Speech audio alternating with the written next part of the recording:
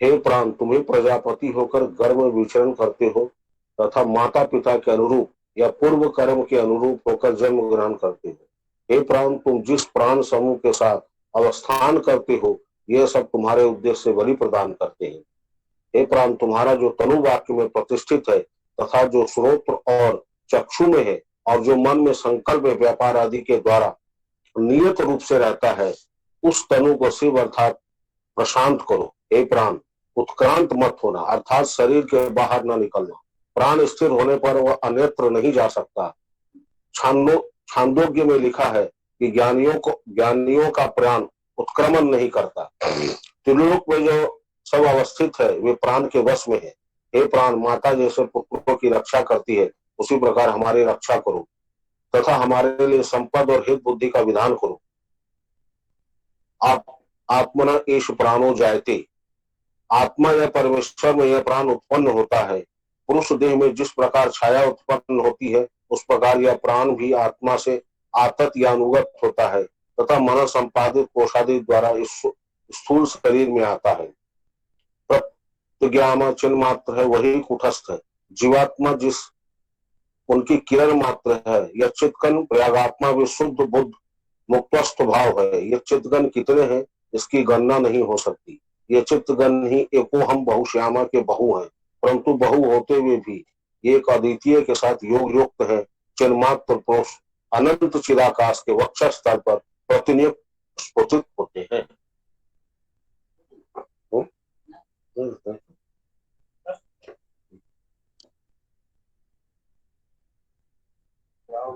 रामचंद्राय रामभद्राय विदुषे रघुनाथाय सीताय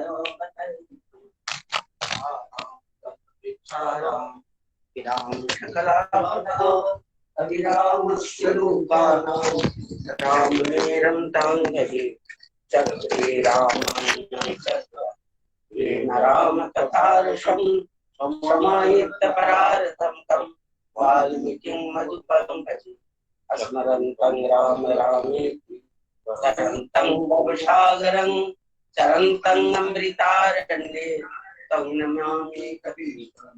सीताराम राम राम मेरे प्रभु राम राम राम, सीताराम राम राम मेरे प्रभु राम राम राम।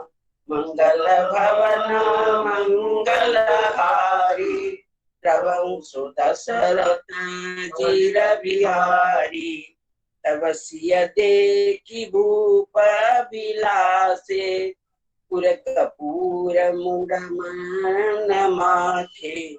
उठी उठी पैरी सनाह भागे चहता गाल बजावन लागे।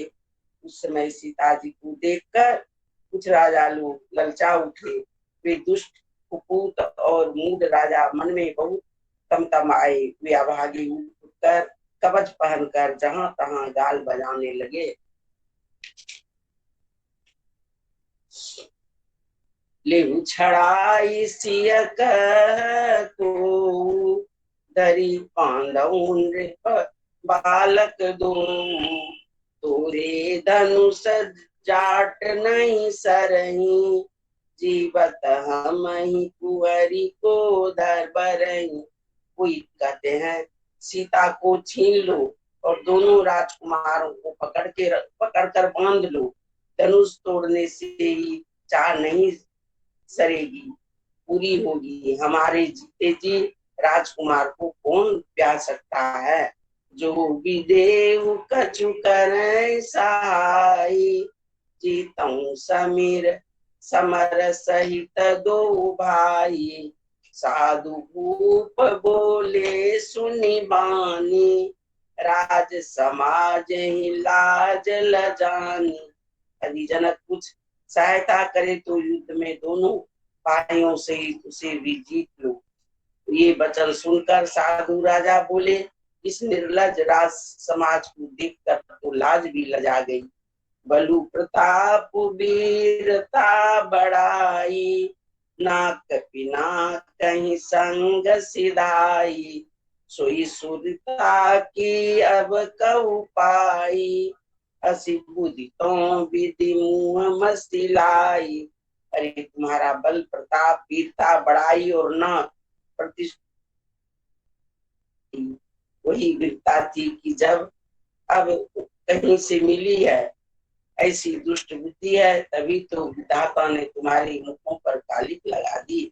देखऊं राम ही नयन भरी, तजरी ईरिसा मधु को, लखन रोष पावकु प्रबल, जानि सबल जनु।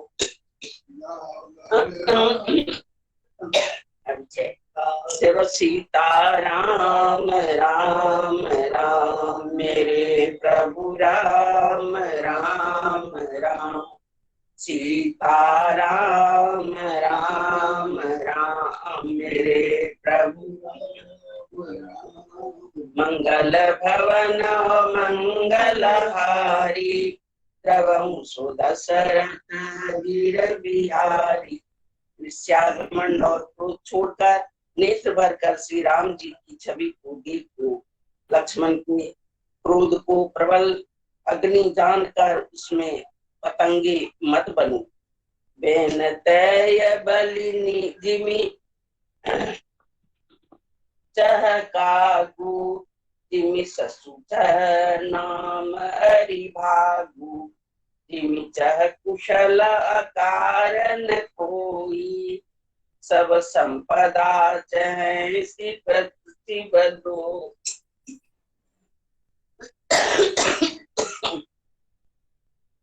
जैसे गरुड़ का भाग कौवा चाहे, सिंह का भाग खरगोश चाहे, बिना कारण ही क्रोध करने वाला अपनी कुशल चाहे, शिव जी से विरोध करने वाला सब प्रकार की संपत्ति चाहे।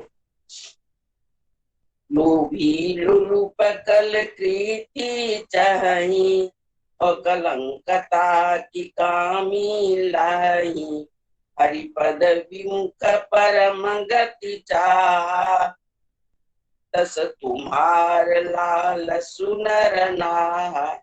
लोभी लालची सुंदर कृति चाहे, कामी मनुष्य निष्कलंकता चाहे, तो क्या पा सकता है। और जैसे श्री हरि के चरणों से विमुख मनुष्य परम गति मोक्ष चाहे। हे राजाओं, सीता के लिए तुम्हारा लालच भी वैसा ही व्यर्थ है। कोलाहल सुनि सिया सखानी, सखी लवाए जहरानी, राम सुभाऊ चले गुरु पाई, सिय स्नेहु बरनत मन माई।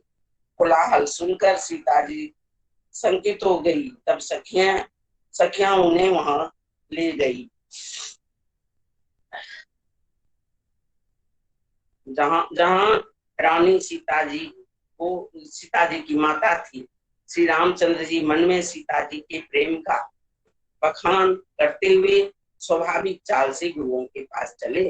रानी न सहित सोच बस सिया, अब धो विधि काह करनिया, भूप बचन सुनिहत उत कतही, लखनु राम डर बोली न सकही। रानी सहित सीता जी दुष्ट राजाओं के दुर्वचन सुनकर सोच के बस हैं कि नो जाने विधाता अब क्या करने वाले हैं।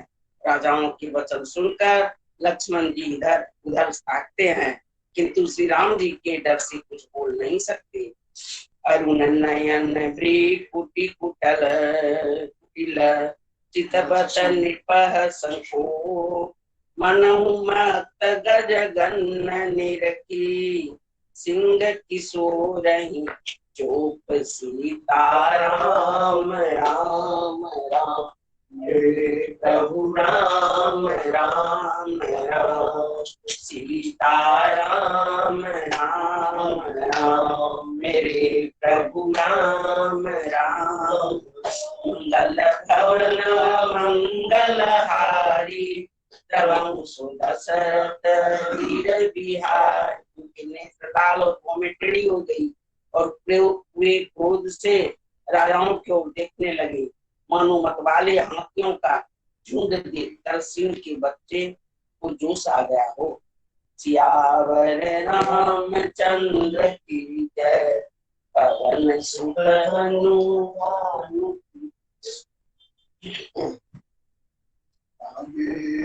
कारण पाव पंकज प्रेम तन पुलकावली, नव नगर गान निशान जय गुनी उमंगी चऊ, दिशि चली जे पद सरोज मनोज हरिउर सरस देव विराज, जे सुकृत सुमिरत विमलता मन सकल कलिमल भाजई, जे परसि मुनि बनिता लई गति रही सो पातक बही, मकरंदु जिनको शंभु सिर सुचिता पति सुर बर नहीं, करी मधुप मन मुनि जो विजन दे, से अभिगत गति लहे ले पद पखारत भाग्य भाजन जन जय जय सब कहे।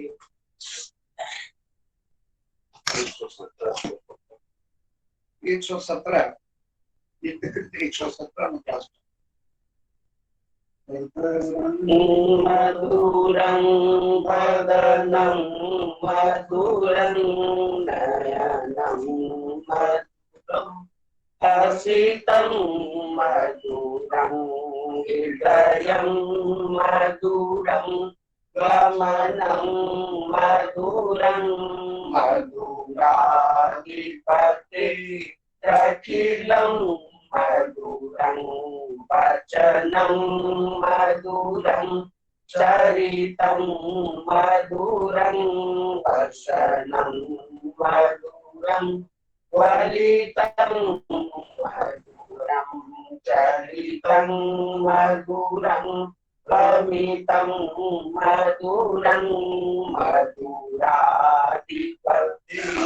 अखिलं मधुरं वेणुर मधुरा रेणुर मधुर पाणिर मधुर पादो मधुर कीर्तं मधुरं संगं मधुर मधुराधिपतेरखिलं मधुरं गीतं मधुरं पीतं मधुरं पूतं मधुरं सूतं मधुरं रूपं मधुरं तिलकं मधुरं मधुराधिपतेरखिलं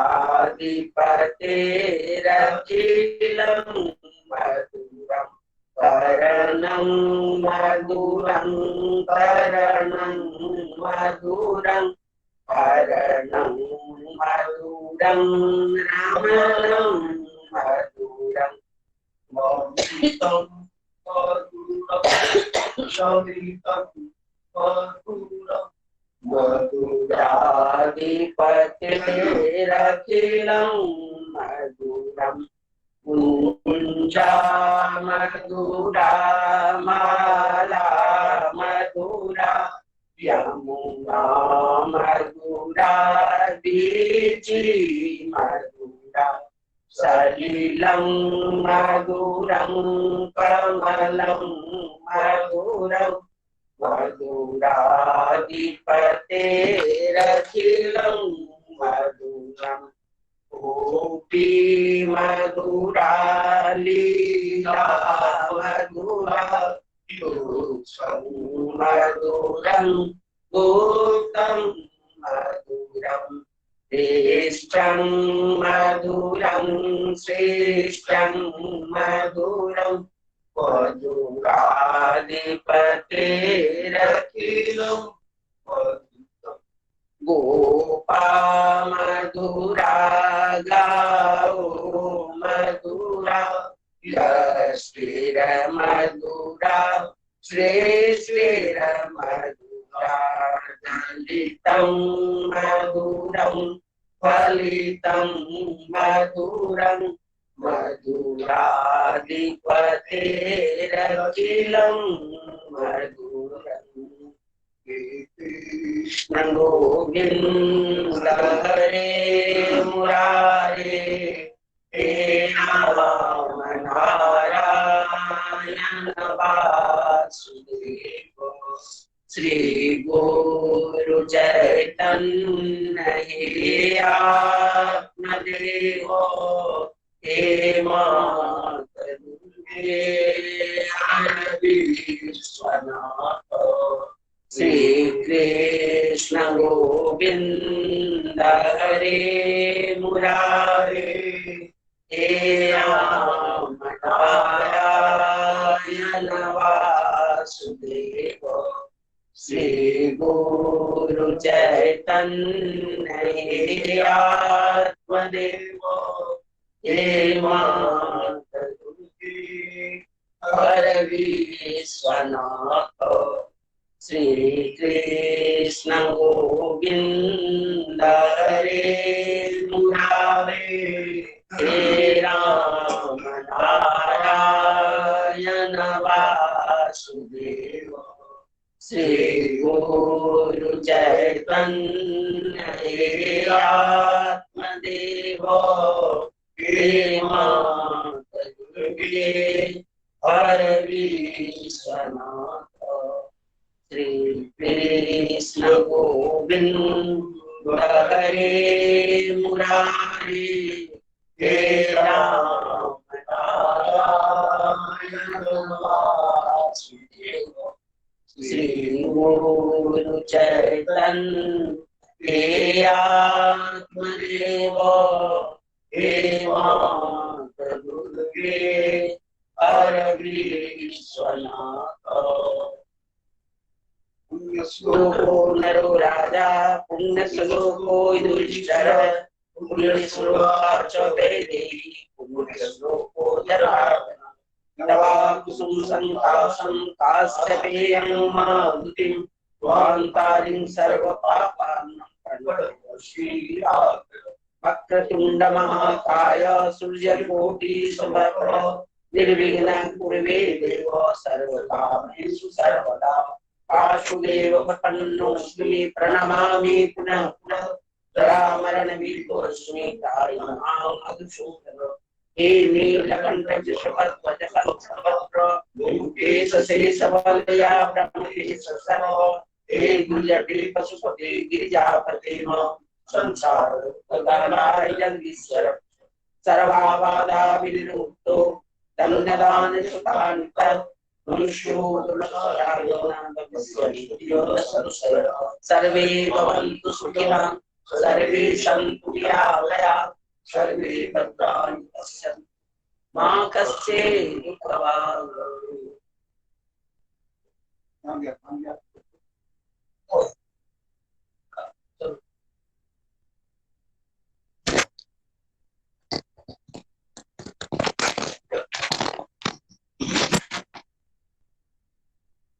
सब लोगों को जय गुरु।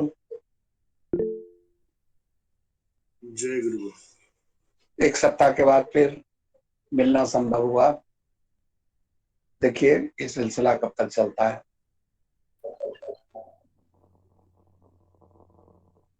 सबसे पहले आप मेरे स्वास्थ्य के बारे में जानना चाहते हैं तो हमारे स्वास्थ्य में सुधार तो है, बहुत सुधार है।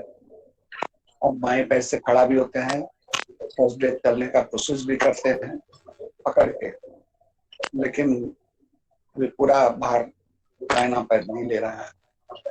काम को खास करके थोड़ा सांस लेने में दिक्कत होती है, अदरवाइज ठीक है।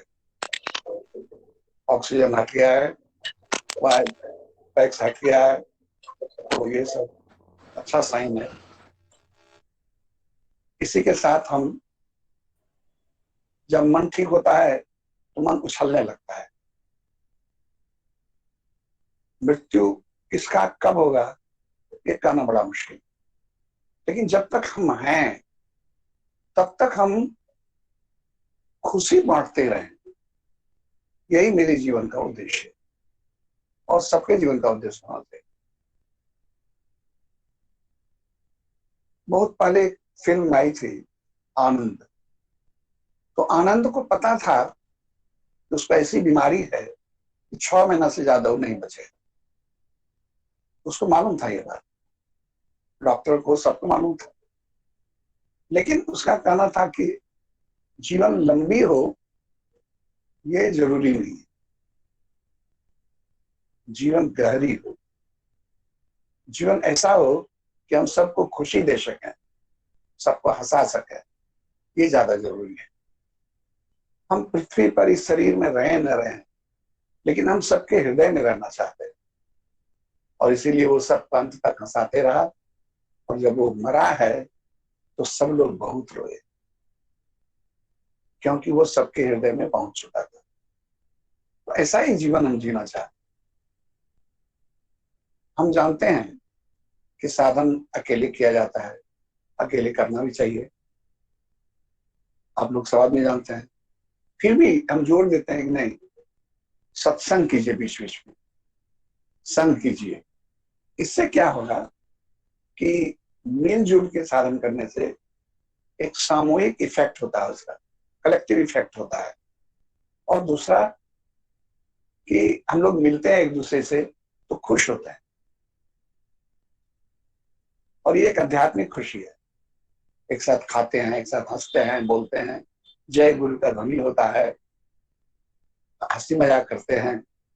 तो इस तरह से हर एक के भीतर में एक सुख का संचार होता है।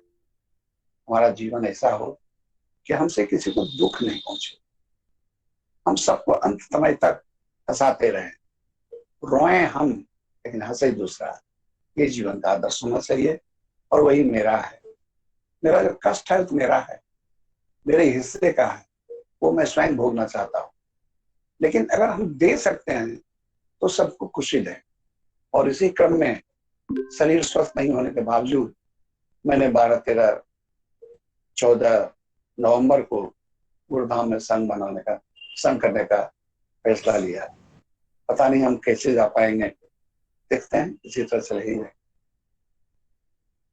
लेकिन सब लोग आएगा, भगवान का पूजा करेगा, संवेद साधन करेगा, रामायण सुनेगा, गीता सुनेगा, भजन होगा, कुछ अभिनय होगा। तो इससे लोगों के भीतर में जो तनाव युक्त जीवन लोग जी रहे हैं, तो उसके भीतर में पूरी आनंद का उछाल होगा,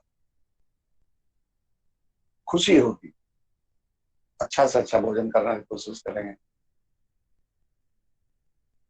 एक आदमी एक साधु के पास गया और पूछा कि आप इतना खुश क्यों से कैसे रहते हैं? हम लोगों के आपके पास तो कुछ नहीं है, लेकिन फिर भी आप खुश हैं। और हम लोगों के पास सब कुछ है, एसी है, टीवी है, कार है, पत्नी है, बच्चे हैं, फिर भी हम तनाव युक्त हैं। तो आपकी खुशी का कारण क्या है? बोले कुछ नहीं, हम किसी से जलते नहीं, किसी का तरक्की देख करके या किसी को संपन्नता देख के जलन नहीं होता है, और हम किसी की निंदा नहीं करते। तो ये दो चीजें हमको अशांत कर देता है, हमारे सुख को छीन लेता है। हम इस दोनों के वशीभूत नहीं होते हैं, भगवान का स्मरण करते हैं, लोगों को सुख देने की कोशिश करते हैं, सच और सच के बाद सच बोलने का प्रयास करते हैं, और लोगों के मन के मैल को धोने का प्रयास करते हैं। हमको दुख को दे नहीं रहा है, हमारे भीतर का जो बीमारी है वही हमको कष्ट दे रहा है। हम उस बीमारी को दूर करना चाहते हैं। बीमारी क्या है?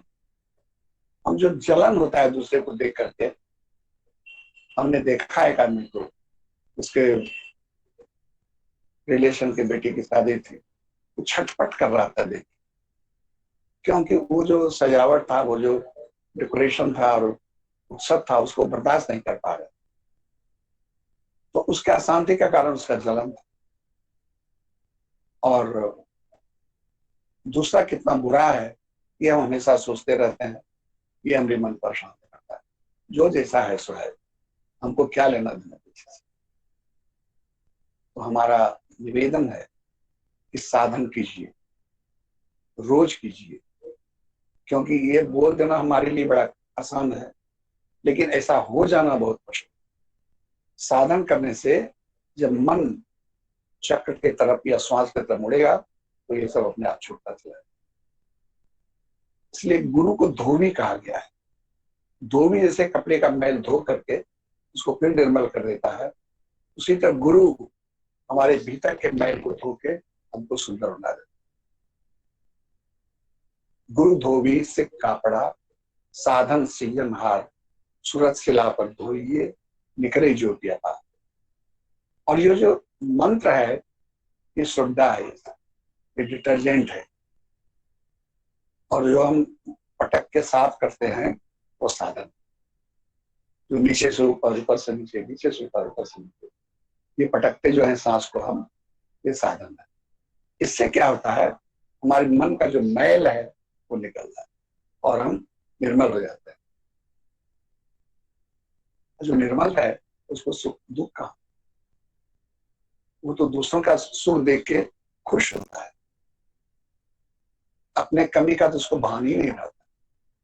उस कमी में भी कुछ दे करके किसी को खुश करना चाहता है, और वो दूसरों की परनिंदा से बचता नहीं, ये बसीभूत नहीं होता।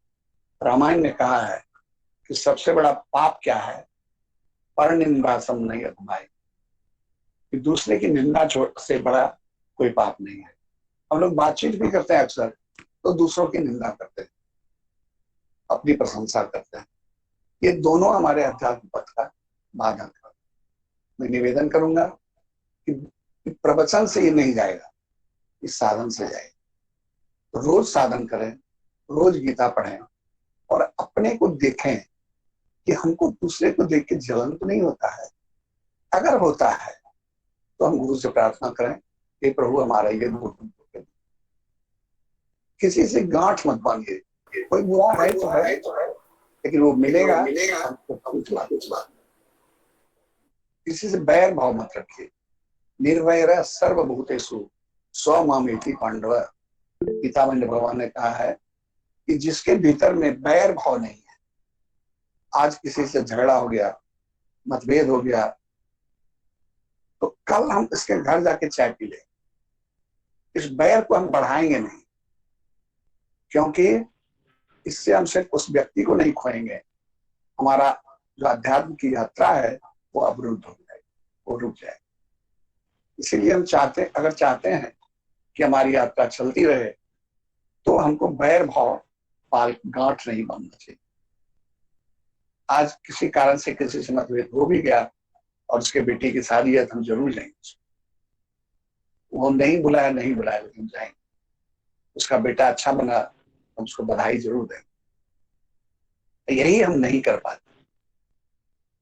इसीलिए हमारी जो किताब आ रही है, ये संसार है चलता रहेगा, उसमें हमने एक कविता लिखा है कि आओ हम संवाद करें। हम लोगों को कभी किसी से मतभेद होता है तो बोलचाल बंद कर देता है। ये बहुत खराब बात है। बोलचाल कभी बंद नहीं होना चाहिए, क्योंकि वो मन में रह जाएगा। अगर हम नहीं बोलेंगे तो बात मन में रह जाएगी, इसलिए बोल देना चाहिए ताकि हमारा मन खाली हो जाए। कितना छोटा जिंदगी है, क्यों इसको राग द्वेष अंदर में बर्बाद करें। आओ खुलकर बात। इसलिए किसी के बैर भाव को गांठ नहीं मानना। तो 3 बात मैंने कहा कि साधन बिना किए ये प्रवचन खाली चला जाएगा, बेकार चला जाएगा। साधन करने से हमारे भीतर का जलन चला जाएगा, निंदा करने की प्रवृत्ति चली जाएगी, और दूसरों को खुश देख के खुशी होगी। हमारे भीतर में बैर भाव चला जाएगा, दुश्मनी की भावना जो है वो चला जाएगा।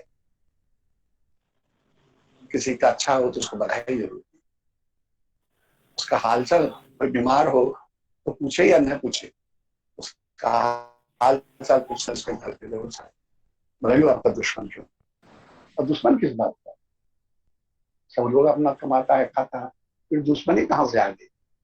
ये मन का है, मन का मैल है जो कि हमको एक दूसरे का दुश्मन, हमारे भी मन का उसके ही मन, वो क्या करेगा हम नहीं जानता, लेकिन हम अपने मन के मैल को धो देंगे और हम किसी से बैर भाव नहीं रखेंगे। कोई बुरा है तो है, उसकी बुराई से हमको क्या लेना, हम उसके साथ भी अच्छा व्यवहार, उसको भी सम्मान दें, और जो अच्छा है वो तो है ही। तो 3 बात हमने कहा कि रोज साधन करें, तब उसके बिना सारा प्रवचन व्यर्थ हो जाएगा। दूसरा कि हम किसी को देख के जले नहीं और किसी की निंदा नहीं करें, अपनी प्रशंसा से बचें। और तीसरा, किसी के प्रति बैर भाव नहीं रखें, दुश्मनी को तिलांजलि दे दी, हमारा कोई दुश्मन हो नहीं। चीन में एक संत हुआ करते थे, तो एक राजा अपने लश्कर के साथ जा रहा था, सब आदमी बैठ के उसको जोहार कर रहे थे, राजा जा रहा है तो सब आदमी करेगा ही, लेकिन वो संत चुपचाप बैठा रहा। राजा को बहुत बुरा लगा, तो बोला कि तुम कौन हो? तो बोला कि आप कौन है? बोले हम राजा हैं। बोला हम ही महाराजा हैं। कल के कि तुम्हारे पास क्या है? आपके पास? मेरे पास रथ है, सैनिक है। कल के हमको इसकी जरूरत ही नहीं है, क्योंकि मेरा कोई दुश्मन ही नहीं।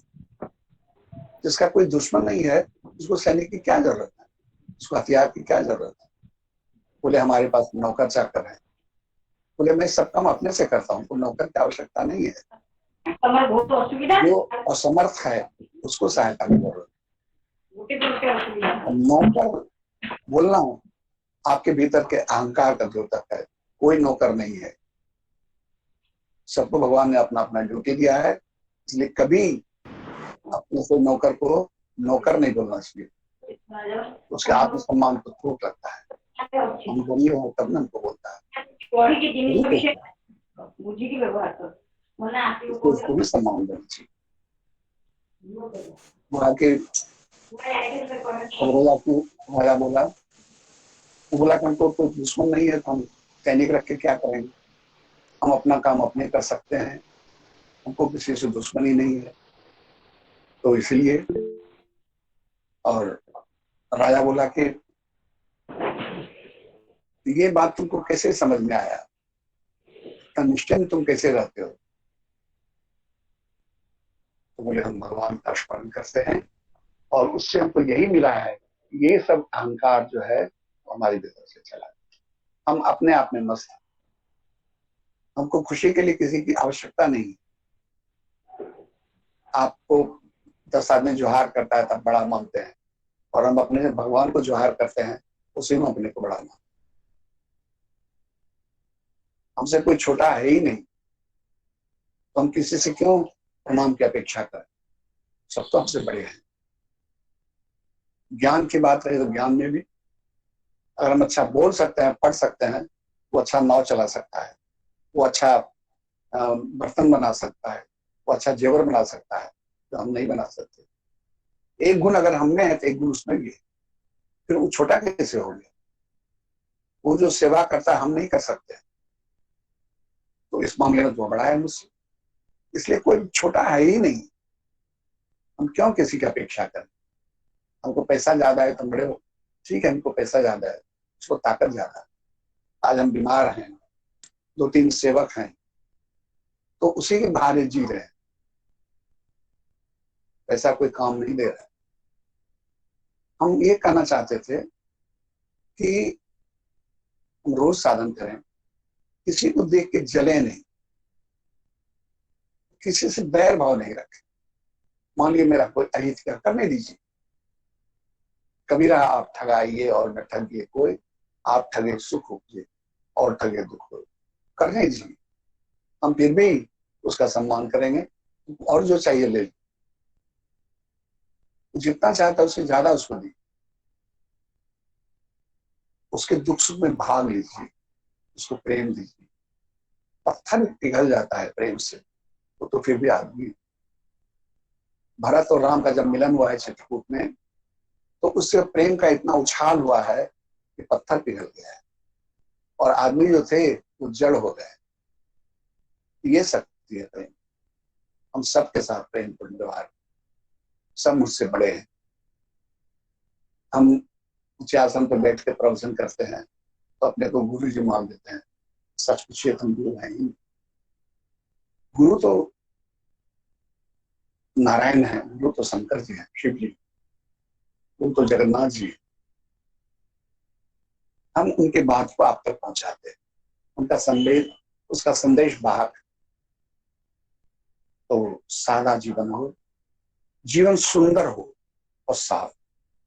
मेरा हृदय एकदम निर्मल हो जाए, न इसमें राग रहे, न द्वेष रहे, न ईर्ष्या रहे, न छल रहे, न कपट रहे, न सम्मान पाने की, न अहंकार रहे। और तो बचे क्या? अगर हम किसी की निंदा नहीं करेंगे तो काम बात करने के लिए बचा क्या? एक बचा नहीं, भगवान का नाम, भगवान का नाम लेते रहे।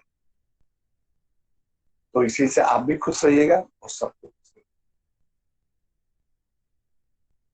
बहुत दर्द पर हम कहें, आनंद फिल्म देखे थे, तो आनंद का जीवन जिए। हम जानते हैं मर जाएगा छोड़े, लेकिन फिर भी हम सबको हंसाते रहे। फिर भी हम सबको, अभी हमारा गुरुधाम जाने का पोजीशन नहीं है शारीरिक,